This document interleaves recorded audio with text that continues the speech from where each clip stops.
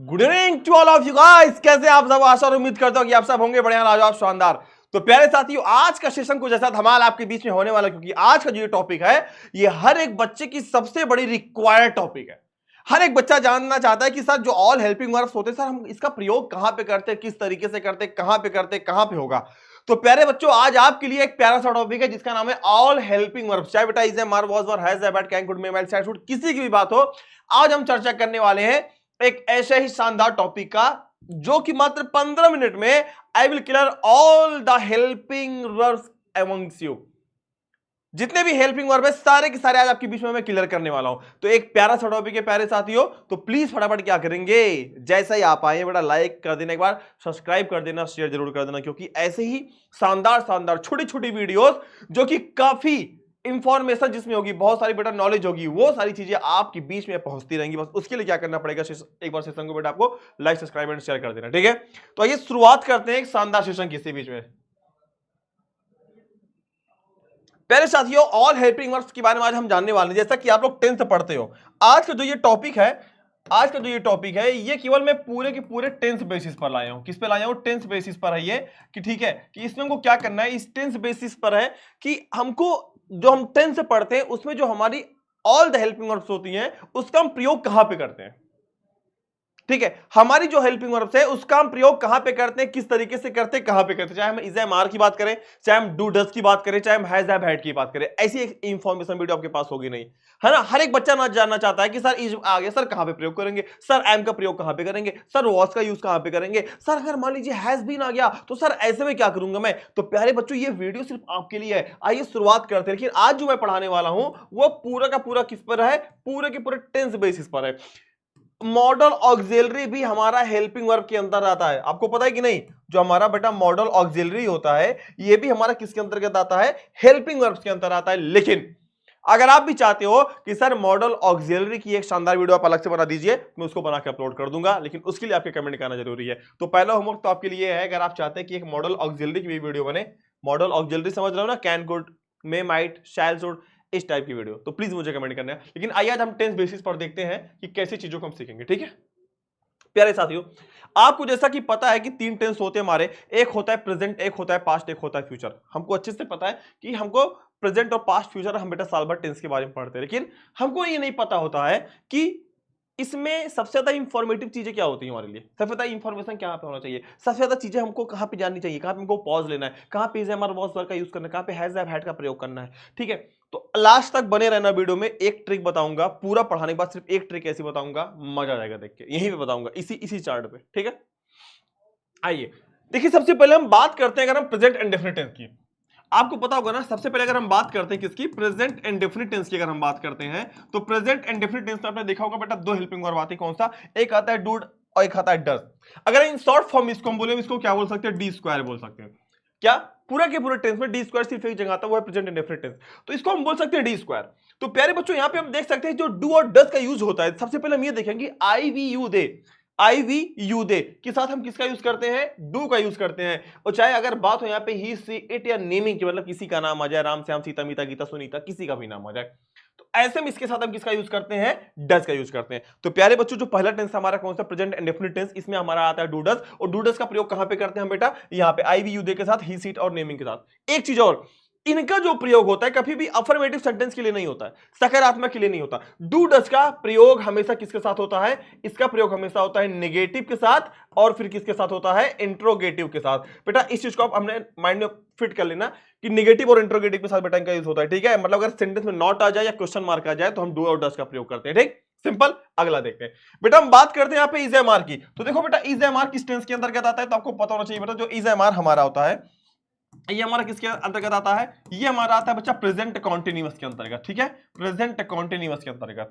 तो आपको सबसे पहले आप एक बात याद रखना, अगर प्रेजेंट की बात होगी, अगर आई पे कहीं पे भी आता है, तो आई के साथ सदैव क्या आता है, हमारा एम का प्रयोग करते हैं, ठीक है। अगर हम बात करेंगे वी यू दे की, जिसको हम बोलते हैं प्लूरल, क्या बोलते हैं, प्लूरल, तो वी यू दे के साथ हमेशा किसका यूज करते हैं हम लोग बेटा, आर का यूज करते हैं। किसका यूज करते हैं, आर का, या फिर दीज और दोज भी लगा सकते हो इसमें, उसके साथ भी आर का प्रयोग होगा।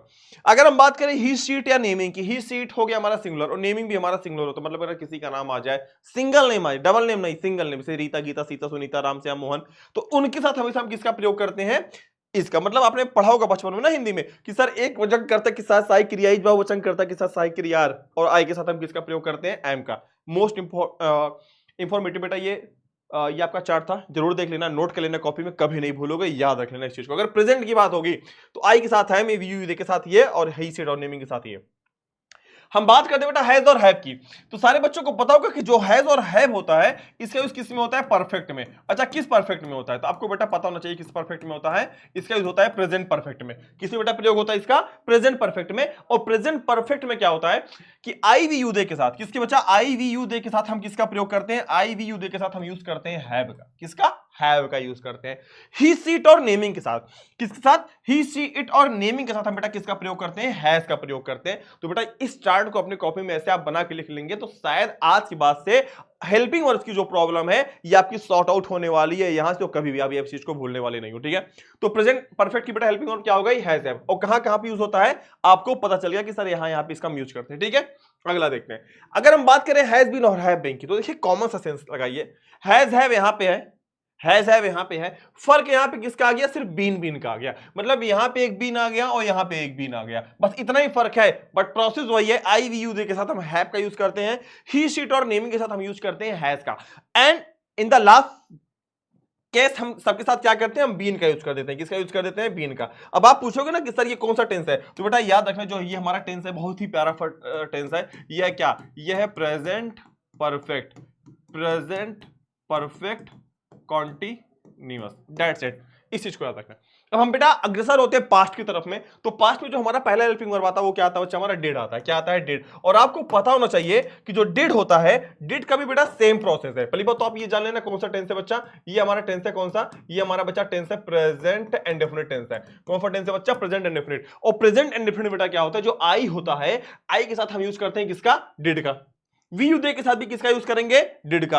ही शीट और नेमिंग के साथ भी बेटा हम किसका यूज करेंगे, डिड का। मतलब यहां पे चाहे एक वचन करता हो बेटा, चाहे बहुवचन को करता हो, मतलब यहां पे चाहे सिंगुलर हो या फिर चाहे प्लूरल हो, सबके साथ हम किसका प्रयोग करेंगे, डिड का। अच्छा कब करेंगे, जब सेंटेंस हमारा कैसा होगा, जब सेंटेंस हमारा नेगेटिव होगा या फिर इंट्रोगेटिव होगा। मतलब क्या कि नेगेटिव और इंट्रोगेटिव के ही केस में हम किसका यूज करते हैं, डिड का। और इन द लास्ट में अगर हम बोलते तो डी क्यूब, डी क्यूब का मतलब होता है डू हो गया, डज हो गया और डिड हो गया।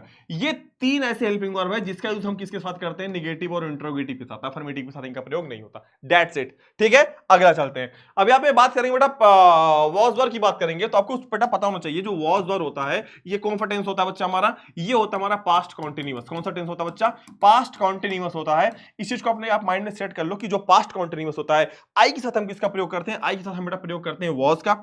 वी यू दे जिसको हम बोलते हैं प्लूरल, बहुवचन करता, इसके साथ हम यूज करते हैं बेटा वर का। और अगर हम बात करें ही शीट और नेमिंग की, तो इसके साथ हम यूज करते हैं किसका, वॉज का, ठीक है। या फिर आप ऑब्लिक भी बना के आप यहां पे लिख सकते हो अलग से, आई, आई के साथ भी किसका यूज करेंगे, वॉज का। तो बेटा पास्ट कंटीन्यूअस में जो वॉज और वर होता है, वॉज वर का यूज हम किसमें करते हैं, पास्ट कंटीन्यूअस में करते हैं। पास्ट कंटीन्यूअस में किस किस के साथ करते हैं आपने इस चीज को देख लिया अच्छे से। तो प्लीज सारे बच्चों एक बार सेशन को लाइक सब्सक्राइब शेयर कर देंगे एक बार, और साथ में इस चीज को जरूर नोट कर लेना, बहुत इंपॉर्टेंट चीज है ये।